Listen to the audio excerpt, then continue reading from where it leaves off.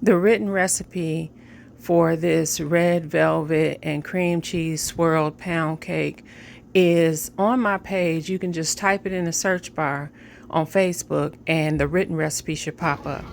I paired it with a red velvet glaze, and here's how I made it.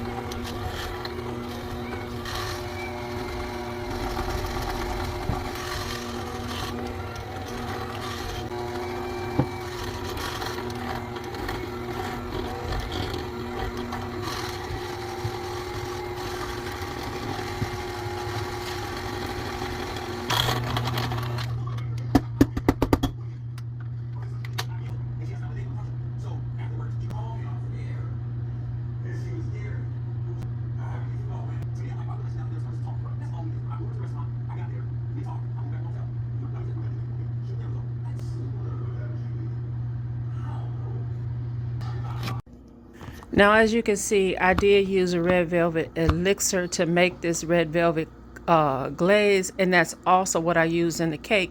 But you can easily substitute that elixir by using red food coloring and like a tablespoon of cocoa powder. So I would say 2 tablespoons of cocoa powder in the cake, and then just 1 tablespoon of cocoa powder when you make the glaze, and then like a tablespoon of red velvet of red food coloring to substitute as for the red velvet elixir.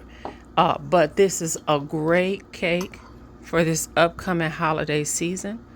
It's moist, it's delicious, and that red velvet glaze gives it such a nice touch. Again, you can find the written recipe on my Facebook page, Mama Safana's Buttercream Dreams, red velvet and cream cheese swirl pound cake. Just type it in the search bar of your Facebook page and the written recipe should pop up. Thank you for supporting me. Thanks for watching, and happy baking.